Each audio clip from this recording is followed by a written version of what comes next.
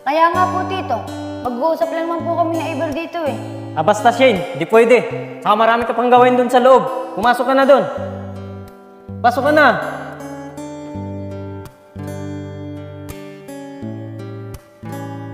O ano bata?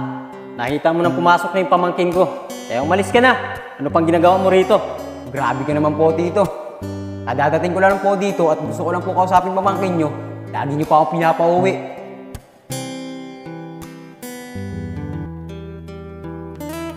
Nagiging pakalamera na itong Tito ni Shin. Hindi naman sa dating ganan. Nasisira ang diskarte ko sa kanya. Hello paring Chano. Kumusta ka?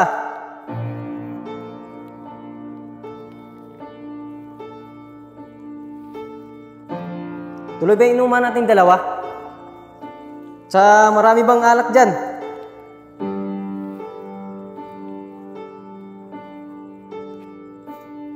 Paring Chano, saglit nga lang. Parang may sumusunod sa akin.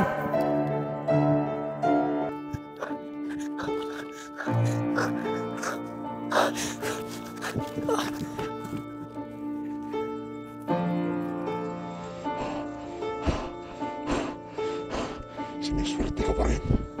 Isang hadlang ka. Magpasalamat ka. Nakaligtas ka sa akin.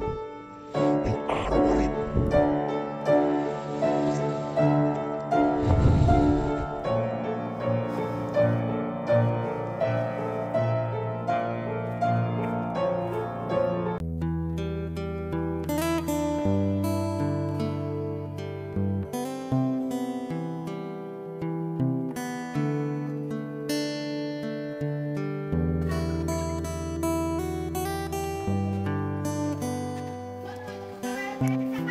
O Tito, ba't kaya ata tinangali ng gising? Ay Shane, kagabi kasi, ating gabi na ako nakauwi. Tsaka may umabol sa akin. Parang may nagtatangka sa buhay ko. Ano Tito? Pati ba naman sa'yo may nagtatangkang pumatay sa buhay mo? Tito, baka naman may nakakaaway ka. Shane, wala naman nung nakaaway dito sa lugar natin. Pero malakas ang kutob ko. Isa sa kanila ni Yayag at Iber ang pwedeng gumawa sa akin nito. Tito, paano mo naman nasabi na isa sa kanilang gagawa sa'yo niyan? Bakit Tito? May ebidensya ka ba na sila ang nagtangka sa buhay mo kagabi? Uy Shane, di ba naalala mo kahapon, pumunta sila rito. Pinauwi ko sila, bawat isa sa kanila. Kaya malakas ang kutob ko na sila yung nagtatangka sa buhay ko. Dahil sila may galit na sa akin. Sige Tito, huwag kang mag-alala. Kakausapin ko yung dalawa. Mahirap na kasi mambintang Tito eh. Lalo't wala tayong sapat na ebidensya. Sila talaga ang gumawa sa'yo niyan. Sige Shane, may maganda akong naisip na paraan para malaman ko kung sinong gumawa sa akin nito.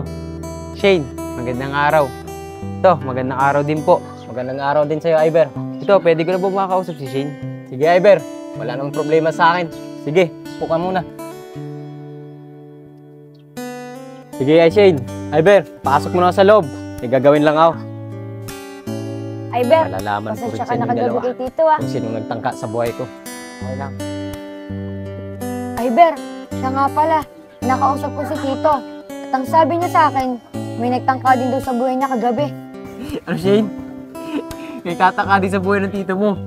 Di naman ata ka panipaniwala yun. Baka nagbibiro lang yung tito mo. Shane, pasensya ka na. Kala ko kasi nagbibiro yung tito mo eh. Siya nga pala, invite sana kita sa darating na birthday ng kapatid ko para naman makilala ka niya. Uy, Shane.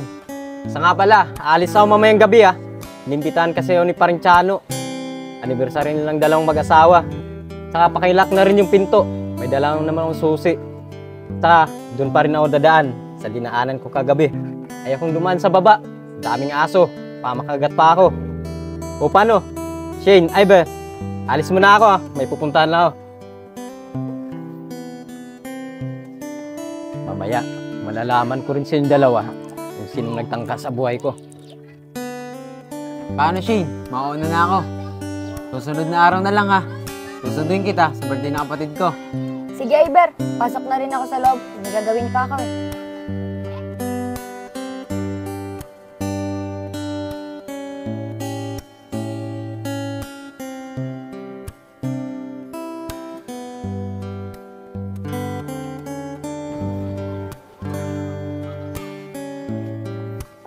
Uy Yayag, ikaw pala yan. Asan si Shane?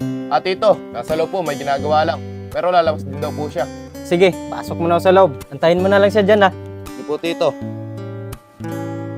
Teka nga pala, Yayag. May sasabihin na ako sa'yo.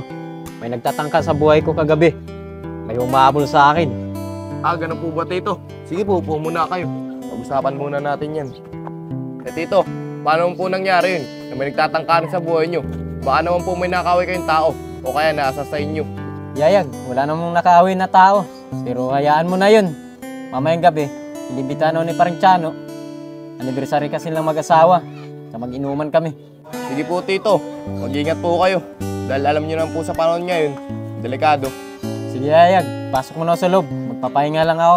Taalis ako mamayang gabi. Sige po, Tito.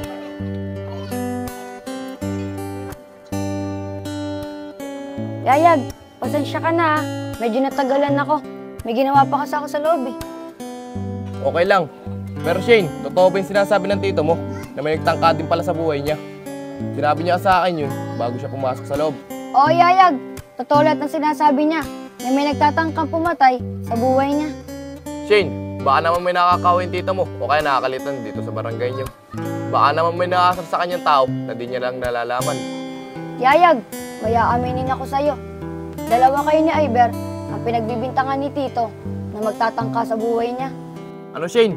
Kami pinagbibintangan ng tito mo. Hindi ko magagawa sa kanya yun. At ang laki ng respeto ko sa kanya. Yayag, naniniwala naman ako sa'yo eh, na hindi mo yung magagawa kay Tito. At nasabi ko na rin sa kanya na mahirap mang bintang na wala naman sapat na ebidensya. Shane, maraming salamat at naniniwala ka pa rin sa akin. Pero Shane, may tatanong ako sa'yo. Sana naman, huwag kang magalit. May pag-asa ba ako sa'yo? Yayag, gusto mo ba talagang malaman? Sige, bukas, sasabihin ko sa'yo kung may pag-asa ka sa akin. Talaga ba, Shane? Sige bukas, aasahan ko yan. Paano, Shane? Uwi na ako. Babalik na lang ako bukas. Ingat ka, Yayag, ah.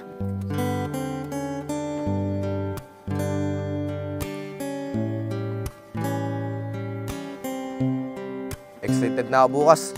Ano kayang isasagot ni Shane?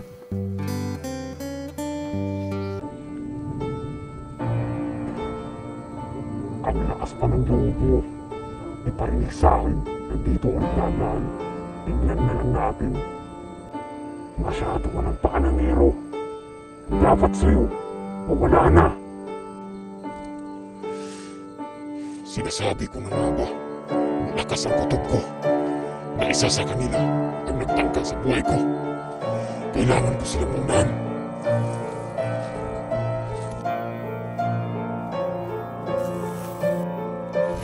Sino nga?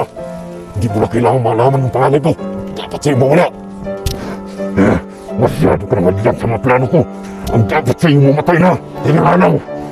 Hindi naman ikaw ang target ko. At saka sa'yo ka ba? Wala ko natin. Tito, ikaw ang pumapatay. Bakit? Anong kasalanan namin sa'yo? Oo, ako to. Ako yung pumapatay sa inyo. Masyado na kayong pakialamiro at hadlang sa mga plano ko. Kaya dapat sa inyo mawala. Ayun, Tito, alam ko na kung sino pumapatay. Hindi ako papayag na hindi ko ipaghihigan na kaibigan ko si Apong. Hindi ako papayag kung mauunahan mo ko.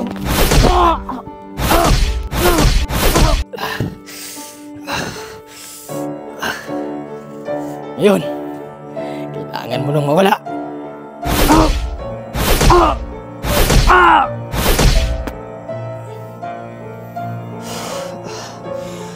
Masyado mo kong pinahirapan. May isa na lang natitirang hadlang. Dapat sa kanya, mawala na rin.